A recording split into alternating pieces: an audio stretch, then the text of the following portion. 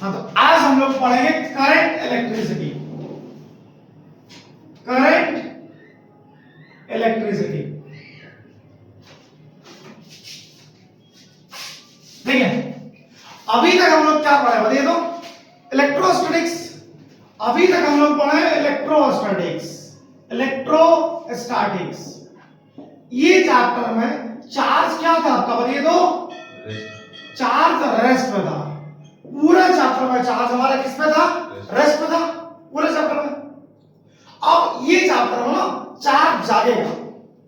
Charge ये chapter में हमारा क्या होगा तो जागेगा, जागेगा भी और भागेगा भी, समझे? अर्थात चार्ज ये चैप्टर में क्या करेगा देखो? मोशन करेगा। ये पूरा चैप्टर में चार्ज हमारा क्या करेगा देखो? मोशन करेगा। चार्ज हमारा भागना शुरू करेगा। अब एक चीज बताइए, आप भागते हैं कि नहीं भागते हैं? भागते कि नहीं भागते? भागते हैं ना। तो भागने के लिए ऐसे ही जहां तहां भाग जाते हैं क्या? नहीं, रास्ता चाहिए ना भागने के लिए। जंगल में झाड़ी में थोड़ी भागते हैं, एक प्रॉपर रास्ता में भागते हैं। तो करंट बोल रहे हैं, तो चार्ज को भी भागने के लिए ना एक रास्ता चाहिए, समझे? चार्ज को भी भागने के लिए एक रास्ता चाहिए। चार्ज जिस रास्ता पे भागता है उस रास्ता को हम लोग क्या बोलते हैं? कंडक्टर बोलते हैं। याद रहेगा क्या? कंडक्टर। चार्ज जिस रास्ता पे भागेगा उस रास्ता को हम लोग क्या बोलते हैं? कंडक्टर बोलते हैं। ये पूरा चैप्टर में चार्ज हमारा क्या रहेगा? भागेगा। चार्ज पूरा चैप्टर में भागता फिरेगा। तो लिखिए करंट इलेक्ट्रिसिटी, ऐसा चैप्टर जिसमें चार्ज मोशन करेगा, है ना? पूरा चैप्टर में चार्ज हमारा मोशन करेगा, मोशन करेगा। अब चार्ज को मोशन करने के लिए चाहिए एक कंडक्टर। कंडक्टर में चार्ज एक जगह से दूसरा जगह मोशन करेगा, मतलब करंट भी फ्लो होगा। पूरा चैप्टर में आपको करंट के बारे में भी पढ़ना है, करंट के बारे में। इसके अलावा आपको पढ़ना ओम्स लॉ, जो आप लोग कभी ना कभी क्लास 9 में शायद पढ़ा थे कि क्लास 10 में पढ़ा थे। ओम्स लॉ क्लास 10 में पढ़ा था। उस समय आप लोग कॉम्बिनेशन ऑफ रेजिस्टेंस भी पढ़ा थे, पढ़ते नहीं पढ़ा थे? पढ़ा था ना कॉम्बिनेशन ऑफ रेजिस्टेंस। और ये बहुत सारा चीज क्लास 10 का बहुत सारा चीज आपको पढ़ना, कुछ कुछ क्लास 12 का अलग है जो पढ़ना आपको, समझे? हेडिंग दीजिए करंट इलेक्ट्रिसिटी। उसके बाद ढंग से लिखना शुरू करते हैं लोग। लिखिए current electricity, current electricity, current electricity. लिख लिए? हेडिंग दीजिए करंट इलेक्ट्रिसिटी। अरे दीजिए हेडिंग करंट इलेक्ट्रिसिटी, हाइफन तक लिखिए उस पर दोस्तों। हेडिंग दिए नहीं आप, पहला टॉपिक है। हाँ, करंट इलेक्ट्रिसिटी।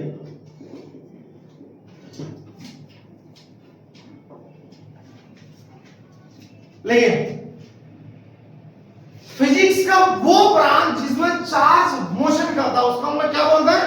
करंट इलेक्ट्रिसिटी बोलते हैं। लिखिए तो the branch of physics, the branch of physics, the branch of physics, the branch of physics which deals with the study of, the branch of physics which deals with the study of charge in motion, the branch of physics which deals with the study of charge in motion, the branch of physics which deals with the study of charge in motion is called current electricity, is called current electricity. पूरे chapter में आपको mainly क्या पढ़ना है? Electric current के विषय में ही पढ़ना है ना? तो चलिए देखिए टॉपिक लिखिए आप electric current, electric current, electric current. एक कंडक्टर है आपके पास, लेट सपोज एक आपके पास कंडक्टर है। कंडक्टर चार्ज को पास होने का रास्ता देता है, मतलब कंडक्टर के अंदर से चार्ज हमारा पास होता है। लेट सपोज चार्ज हमारा इस जगह से इस जगह तक गया। एग्जांपल, आप एक जगह से दूसरा जगह जाते हैं तो क्या लगता है? समय लगता है कि नहीं पता ना समय। तो चार्ज को यहां से यहां तक जाने में कुछ समय लगेगा कि टाइम लगेगा, है ना। इसी चार्ज और चार्ज को एक जगह से दूसरा जगह जाने में लगा समय का रेशियो को हम लोग क्या बोलते हैं, इलेक्ट्रिक करंट बोलते हैं। एक बार फिर से नहीं समझ आया ना, एक बार ध्यान से सुनिए। चार्ज का एक जगह से दूसरा जगह तक जाने में कुछ समय लगता है, तो इसी चार्ज और चार्ज को एक जगह से दूसरा जगह तक जाने में लगा समय का रेशियो को हम लोग क्या बोलते हैं बताइए तो, इलेक्ट्रिक करंट। अगर इसको डिफाइन करना हम लोग कैसे डिफाइन करेंगे, rate of flow of charge बोल सकते हैं क्या, rate of flow of charge, rate of flow of charge is called electric current. तो चलिए कह दीजिए rate of flow of charge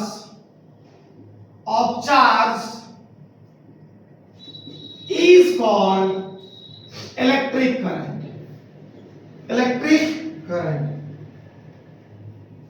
लेकिन rate of flow of charge is called electric current, इसे I द्वारा डिनोट करते हैं, इसे I द्वारा निरूपित करते हैं। I इक्वल क्या हो जाएगा हमारा, Q by T या फिर dQ by dt। समझ गए जी, है ना। हम ना ऊपर वाला हिस्सा को मिटा देते हैं।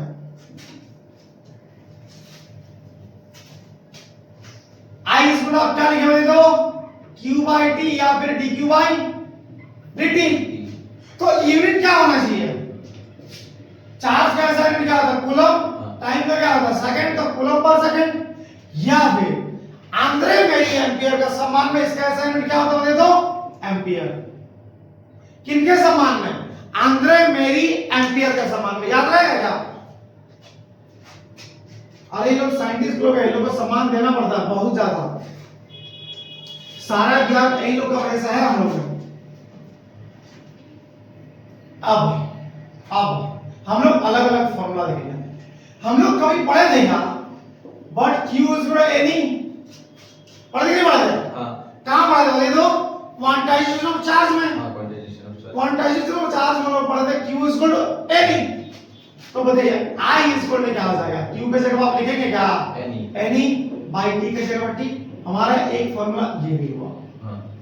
अब आप ये भी जानते हैं 1 बाय T इक्वल टू क्या, फ्रीक्वेंसी। जानते कि नहीं जानता है, 1 बाय T इक्वल टू क्या होगा आपको बता दो, करंट समझिएगा ध्यान से, 1 by T equal to frequency. तो इस तरह से I इक्वल टू क्या हो जाएगा, 1 बाय T की जगह आप F लिख देंगे तो आपका हो जाएगा F N E।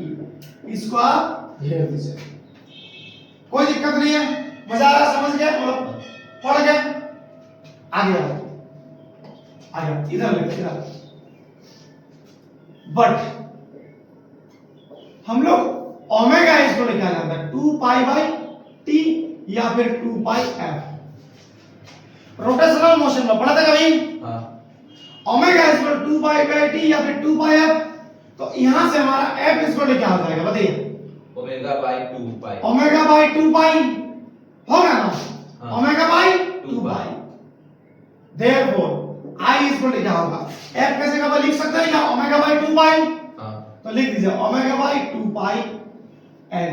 तो यह समझ रहे ना, I equal omega by 2 pi N। But omega equal क्या, V by R, relation between angular velocity and linear velocity. तो I इक्वल टू फार्मूला क्या हो जाएगा हमारा, V by 2 pi R N। ये अलग अलग फार्मूला अलग अलग टाइप के क्वेश्चन में यूज होगा, समझ गए।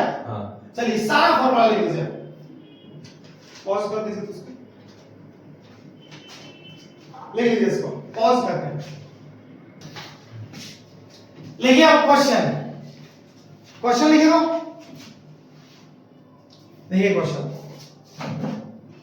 an electric current of 10 ampere, an electric current of 10 ampere, हम भी लिख देते हैं क्वेश्चन, ठीक है। an electric current of 10 ampere, an electric current of 10 ampere flows in a wire wire for 1 hour flows in a wire for 1 hour flows in a wire for 1 hour, calculate the total charge, calculate the total charge which has passed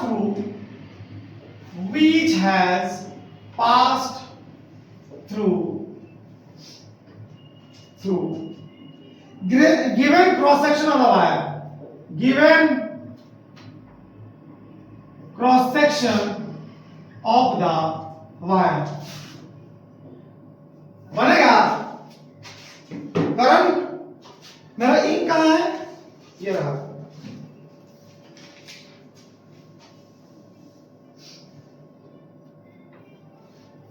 बनेगा sir, बनेगा।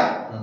चलिए हमारा current कितना दिया हुआ, दे दो 10 ampere. आई इसमें हमारा 10 एम्पियर दिया हुआ है। टाइम कितना दिया, 1 घंटा दिया हुआ है। 1 घंटा का आप सेकंड में चेंज करेंगे कितना हो जाता है, 3600 सेकंड होता है क्या? हाँ। अब आई इसमें क्या जानना है, q बाय t, तो q इसको आपको q निकालना है ना, तो q इसको क्या हो जाएगा, it हो जाएगा। i की जगह 10 और t की जगह 3600, आपका क्या हो गया, 36000 हो गया, मतलब 3.6 10 का पावर 1 2 3 4 10 का पावर 4 कूलम। आंसर समझ गया? चलिए लिख लीजिए, वीडियो पॉज कर दीजिए। लिखिए दूसरा क्वेश्चन, लिखिए अब दूसरा क्वेश्चन लिखिए, इसको मिटा देते हैं, क्वेश्चन को लिख देते हैं। लिखिए if a charge of 100 coulomb, if a charge of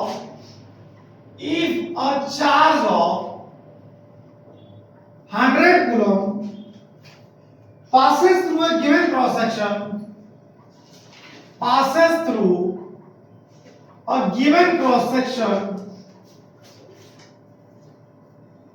passes through a given cross section of a wire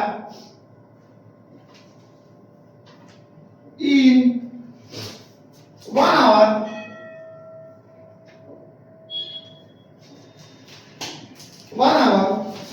then find out the strength of current in the wire. Then find out the strength of current in the wire. Strength of current in the wire.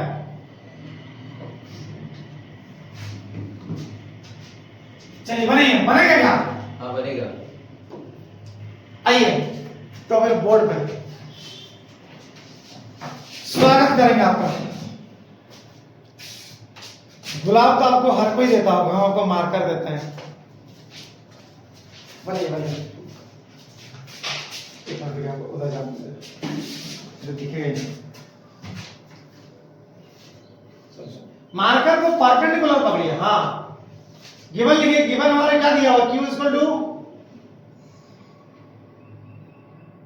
कितना दिया, 100 coulomb, और time कितना दिया हुआ है,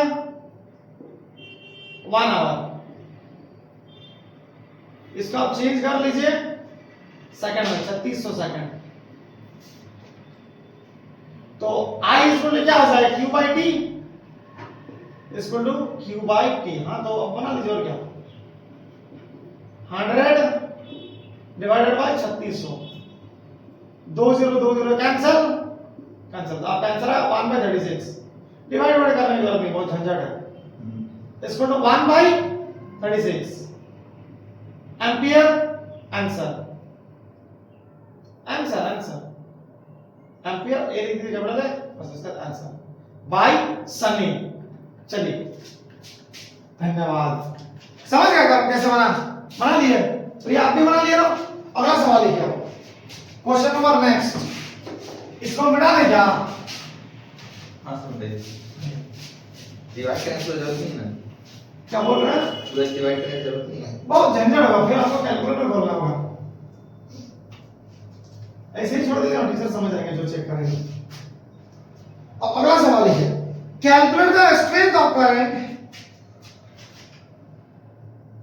calculate the strength of current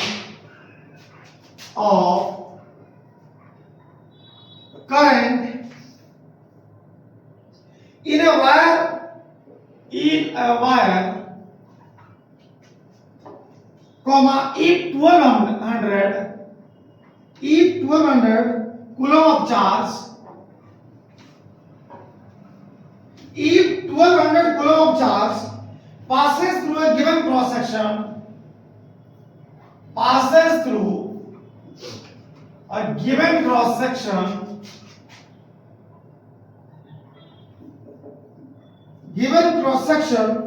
of the wire in 20 minutes, of the wire in 20 minutes, बनेगा क्या? Yes बनेगा। बनेगा? प्रिया आपसे बनेगा? बनेगा? आइए आपको भी स्वागत करेंगे बोर्ड में। अरे हिम्मत तो करिए, आइए। हम तो सब पता ही देंगे, कोई दिक्कत नहीं है।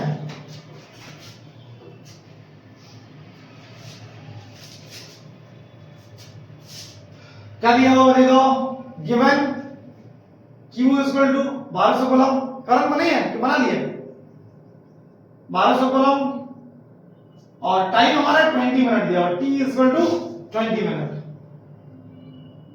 हाँ 20 मिनट का सेकंड में चेंज करिए, 20 इंटू, हाँ एकदम सही है, 1200 सेकंड। I इक्वल क्या होता है हमारा Q by T, Q equal क्या, ये तो बहुत बेसिक क्वेश्चन हो गया, ऐसा क्वेश्चन। 1200 कैंसिल, आपका कितना आ गया आंसर? 1 एम्पियर। चलिए धन्यवाद,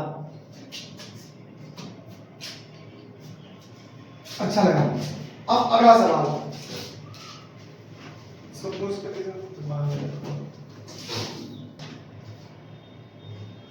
समझ गए कैसे बन रहा है?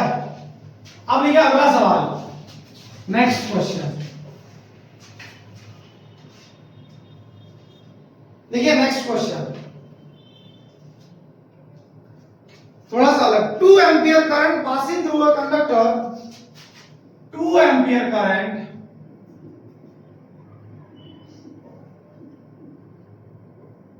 passing through a conductor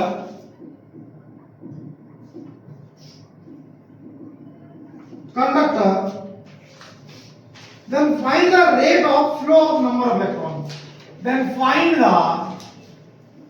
the rate of flow of number of electron, ये बनेगा क्या? ये बनेगा क्या? आपको पता है क्या निकालना है? आपको निकालना n बाई टी। हम लोग जानते हैं क्या होगा, I equal to Q by T, जानते हैं ना? I equal to Q by T, इसका हम लिख सकते हैं n बाई टी। तो क्या क्या दिया हुआ, करंट हमारा दिया हुआ है। चलिए इधर बनाता हूं, करंट हमारा कितना दिया हुआ, 2 ampere equal to n by T. E की जगह में क्या लिखेगा, 1.6 न्यूटन के बाद माइनस 19 कूलम। सही सही, इलेक्ट्रॉन की बात की है ना? हाँ, तो इलेक्ट्रॉन का चार्ज लेवल कितना होता है, इतना होता है। हाँ, n बाई टी आपको फाइंड करना है। n बाई टी इक्वल क्या होगा, 2 बाई 1.6 न्यूटन के बाद minus 19, n by T equal क्या हो जाएगा, माइनस 19 ऊपर भी जाएगा, 2 बाई 1.6 न्यूटन के बाद प्लस 19। अब एक चीज आप ध्यान रखिए, ये हमारा बड़ा, ये हमारा छोटा है। 1 पॉइंट तो होगा ना,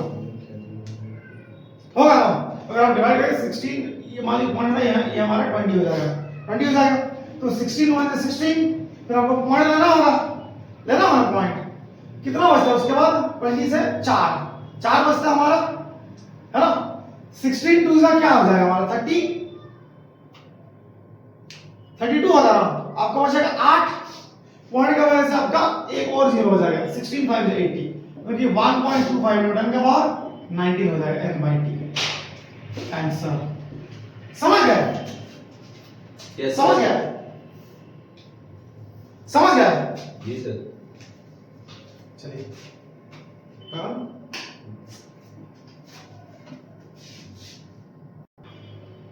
समझ गया ना? समझ गया ना? जी. इसको मिटा दें, अगला सवाल लिखिए आप. लिखिए अगला सवाल. लिखिए. The change in a conductor, the charge in a conductor, change नहीं होना चाहिए, इधर गलत लिखा हुआ थोड़ा सा, इसको मिटा दें. लिखिए. The charge in a conductor, the charge in a conductor, the charge in a conductor vary with the charge in a conductor vary with a time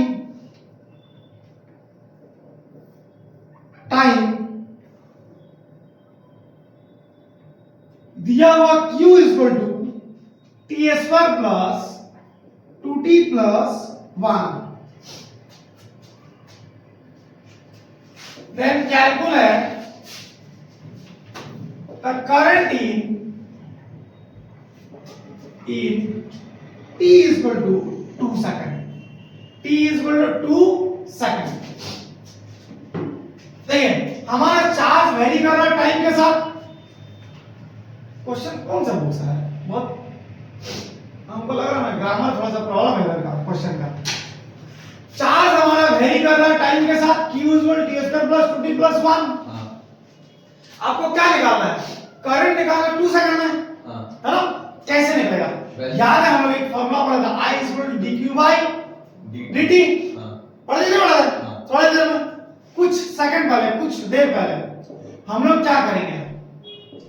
q की जगह पे q का वैल्यू पुट कर देंगे. t square plus 2t plus 1 करेंगे क्या? मतलब क्या डिफरेंशिएशन हो जाएगा हमारा. बताइए क्या होगा? इधर का इधर हमारा चमक रहा है थोड़ा सा. I is equal to 2t d by dt of, पहले थोड़ा सा प्रॉपर प्रोसेस करते हैं. ये d by dt इसके साथ मल्टीप्लाई होगा, इसके साथ भी होगा और इसके साथ भी होगा. 2t plus d by dt of, मतलब 2t बोल रहा है, d by dt of t square plus d by dt of 2t plus d by dt of 1. समझ रहे प्रिया? कोई दिक्कत नहीं है, आसान है ना? तो ये हम लोग I is equal to dq by dt formula पढ़ा है. d by dt q की जगह पर q का वैल्यू पुट कर देंगे. ये d by dt इसके साथ भी मल्टीप्लाई होगा, इसके साथ भी, इसके साथ भी. हाँ, हम लोग कभी फॉर्मूला पढ़ा है d by dt of d by dx of x का power n is equal to n x n minus 1. यहाँ पर x के बदले t है, यहाँ पर t है ना? और n के बदले यहाँ हमारा कितना है? तो 2 है. तो आप इसको ऐसा लिख सकते हैं क्या? 2t 2 minus 1. Yes sir. लिख सकते हैं. n के बदले हमारा क्या है? 2 है प्लस दीजिए आप 2 बार d by dt of t. और ये हमारा क्या है? कांस्टेंट है 1 हमारा, 0 तो 0 हो जाएगा हमारा. सही बोले. I is equal to 2t 2 minus 1 आपका 1 हो जाएगा, कोई दिक्कत नहीं है. प्लस इधर हमारा d by dt of t आपका 1 हो जाता है, तो खाली 2 बचा. अब आपको t is equal to कितना सेकंड में करंट निकालना है? 2 सेकंड में. जहां जहां t बचा वो हम लोग 2 पुट कर देंगे. ये हमारा कितना हो जाएगा? 2 2 4 plus 2 is equal to 6 ampere answer. समझ में आया क्या? Yes sir. उम्मीद है आपका करंट का कांसेप्ट क्लियर हो गया है ना? अभी भी हम लोग बहुत सारा फॉर्मूला का क्वेश्चन हम लोग का बनाना बाकी है, कोई दिक्कत नहीं. समझे? चलिए चलिए इसको कर लीजिए, ले लीजिए. क्वेश्चन समझ गए ये वाला? अगर कभी भी ऐसा रहेगा, वेरिएशन रहेगा, तो आपको डिफरेंशिएट कर देना है. चलिए अब लिखिए नेक्स्ट अलग क्वेश्चन. अच्छा ये तो समझ गया, कोई दिक्कत नहीं है. ये आप भी कोई दिक्कत नहीं, समझ गया ना? चलिए अब लिखिए अगला सवाल. अगला सवाल थोड़ा सा और अलग, ठीक है? और अलग देखिए. If the electron of the hydrogen atom, if the electron of the hydrogen atom, हम क्वेश्चन लिख दे रहे हैं फिर से.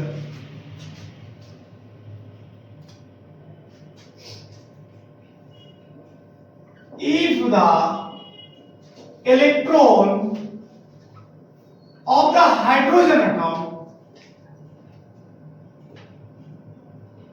atom is making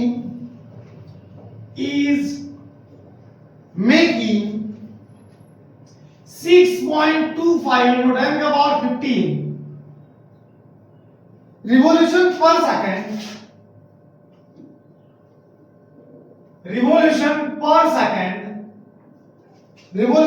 second, then calculate how much current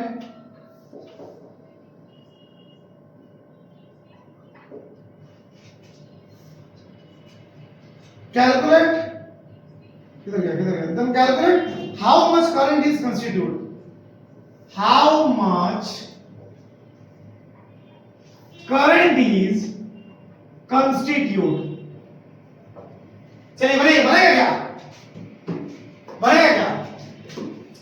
hydrogen atom में कितना इलेक्ट्रॉन होता है? करंट हाइड्रोजन एटम में कितना इलेक्ट्रॉन होता है? एक। सही बोले, एक होता है आपका। तो n इस पर कितना दिया हुआ? एक दिया हमारा। फ्रीक्वेंसी कितना दिया हुआ? ये दो फ्रीक्वेंसी हमारा दिया है, देखिए रिवॉल्यूशन पर सेकंड यही हमारा फ्रीक्वेंसी है 6.25 into 10 का पावर 15। प्रिया समझ रहे हो? रिवॉल्यूशन पर सेकंड ये हमारा फ्रीक्वेंसी दिया हुआ है। और एक इलेक्ट्रॉन में चार्ज कितना होता है?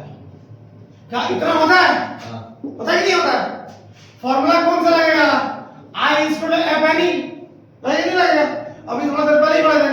F के जगह पर 6.25 into 10 का पावर कितना था? 15 था। N हमारा 1 था और E के जगह पर 1.6 into 10 का पावर -19। तो I is equal to क्या हो जाएगा? इसको मल्टीप्लाई कर दीजिए, है ना? करिए मल्टीप्लाई करके आंसर निकाल दीजिए। हम कैलकुलेटर से कर रहे हैं, आप लोग हाथ से करिए। क्यों? क्योंकि आप लोग को कैलकुलेटर नहीं मिलता है। बैक का ही नहीं हो रहा है, आपको मैं हाथ ही से करना होगा यार। करिए कितना आ रहा है जल्दी से।